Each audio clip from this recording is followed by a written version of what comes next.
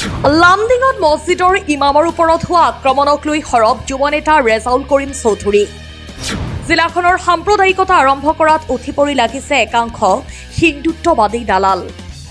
ঘটনাত মছজিদৰ ইমাম, শিশুসহ গৰ্ভৱতী মহিলা আক্ৰমণৰ বলি হৈছিল ৰাষ্ট্ৰীয় বজৰং দলৰ। তাৰ পিছত ৰাজ্যৰ দল সংগঠন, ৰাজনৈতিক নেতাসহ একাংশই ঘটনাক তীব্ৰ ভাষাৰে ধিক্কাৰ দিছিল।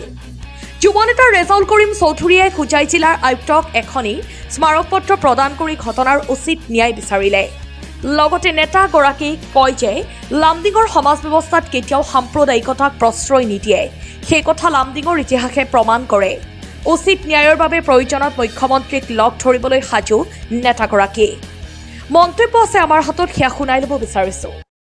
আজি হোজাই জিলা আয়ুক্ত মহোদয় সাক্ষাৎ কৰি পেলাই এখন মেমৰেণ্ডাম দিছোঁ যে হোজাই জিলাত যিটো সাম্প্ৰদায়িক বীজ গাড়িবলৈ কিছুমান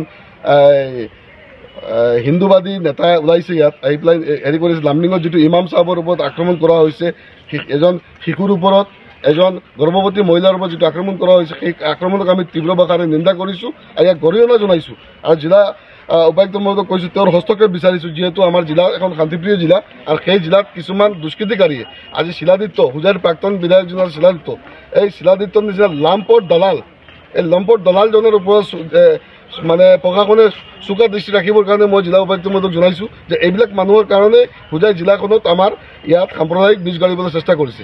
আজি এজন বাংলাদেশী আহি পেলাই নিজে কৈ আছে মই বাংলাদেশৰ পৰা আহিছোঁ, আৰু আহি পেলাই ভাৰতীয় নাগৰিকৰ ওপৰত আক্ৰমণ কৰি আছে। কি অৱস্থা, প্ৰশাসনে কি ব্যৱস্থা লৈছে? আজিলৈকে কিয় সেই মানে দুষ্কৃতিকাৰী কেতিয়ালৈকে পুলিচে কৰায়ত্ব কৰা নাই? তাৰ বাবে আমি প্ৰতিবাদ কৰিছোঁ আৰু প্ৰতিবাদ জনাই থাকিম।